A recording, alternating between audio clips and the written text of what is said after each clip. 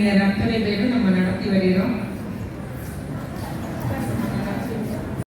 பெரிய challenge, easy கிடையாது. ஒரு நிகழ்ச்சி எடுத்து செய்யறதுன்றது ஒரு கடுமையானது தான். அதில் பிரச்சனைகள் வரும், மிக அவங்க அலைச்சல் வரணும், வீட்டில் திட்டு விடும், பொருள் வாங்கிறது எல்லாம் ஏற்பாடு பண்ணணும். அதில் ஒருத்தருக்கு ஒருத்தர் நீங்கள் அது தப்பு இது தப்பு அப்படின்ற மாதிரி குறைகள்லாம் வரும். எல்லாத்தையும் சமாளித்து வருஷத்தோறும் அந்த நிகழ்ச்சி எடுத்து செய்கிறாங்கன்னா சகோதரிகளுக்கு நம்ம எல்லாரும் ஒரு பாராட்டு கொடுக்கணும்.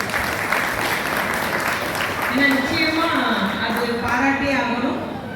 அநேக ஒரு வருஷம் நடத்துறது 2 வருஷம் நடத்துறது ரொம்ப ஈஸி. தொடர்ச்சியாக கொண்டு போகிறது தான் பெரிய சிக்கல் இருந்தது.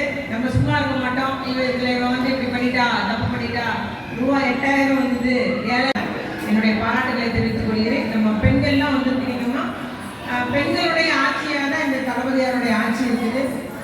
மகளிர் உரிமை தொகை எல்லா பெண்களும் கொடுத்துருக்கிறாரு. கல்லூரி படிக்கிற எல்லா பெண்களுக்கும் புதுமை பெண் திட்டத்துக்கு எல்லாம் உதவி உண்டு.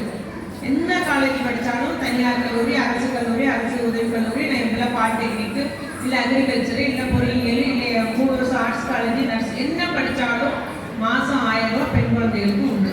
அதனால் உங்கள் பிள்ளைங்க கல்லூரி சேர்த்த உடனே புதுமை பெண்ணுக்கு கல்லூரியிலேருந்து நான் விண்ணப்பம் பண்ணணும். அதே மாதிரி பசங்களுக்கு தமிழ் புதல்வன் திட்டம் மாதம் ₹1000 அவங்க வங்கி கணக்கில் வரும்.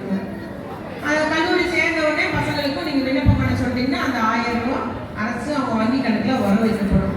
நீங்கள் தாய்மார்கள் என்ன பண்ணணும்னா கரெக்டாக பிள்ளையோட பேசியமா வரும் பணம் ₹1000 வந்துட்டாமா, எப்படி செலவழிக்காமா, என்னமா செலவழிக்க, அது ஆணாக இருந்தால் பெண்ணாக இருந்தால் ஒரு கண்காணிப்பு நம்ம பிள்ளை மேலே வச்சாகும்.